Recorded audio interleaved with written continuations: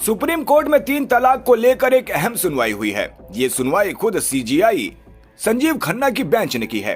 असल में कुछ याचिकाकर्ताओं ने 3 तलाक के कानून को ही पूरी तरह असंवैधानिक बता दिया है।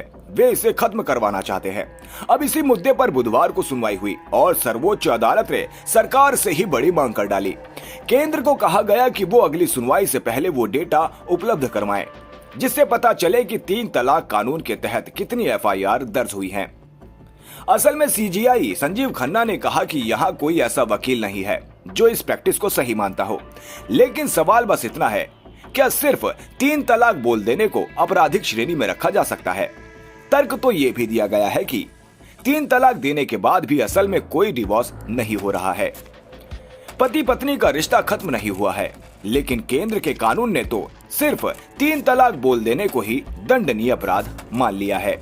सुप्रीम कोर्ट ने कहा कि सरकार बताए कानून एक्ट 3 और एक्ट 4 के तहत कितनी एफआईआर रजिस्टर की गई है। सेक्शन 3 कहता है कि अगर कोई पति अपनी पत्नी को बोलकर, लिखकर या फिर इलेक्ट्रॉनिक माध्यम से 3 तलाक देता है तो ये पूरी तरह गैर कानूनी है और इसे अवैध माना जाएगा। वहीं सेक्शन 4 कहता है कि अगर कोई पति अपनी पत्नी को 3 तलाक देता है, उस स्थिति में उसे 3 साल तक की सजा हो सकती है, जुर्माना भी लगाया जा सकता है। इस मामले में केंद्र सरकार की ओर से दलील रख रहे एडवोकेट तुषार मेहता ने कहा कि 3 तलाक के खिलाफ कानून बनाना पूरी तरह केंद्र के अधिकार क्षेत्र में आता है।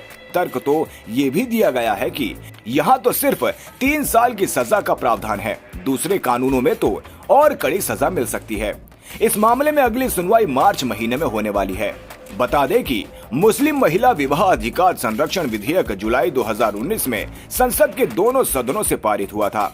राष्ट्रपति रामनाथ कोविंद ने इस विधेयक को 1 अगस्त 2019 को मंजूरी दी थी और यह कानून अस्तित्व में आ गया था।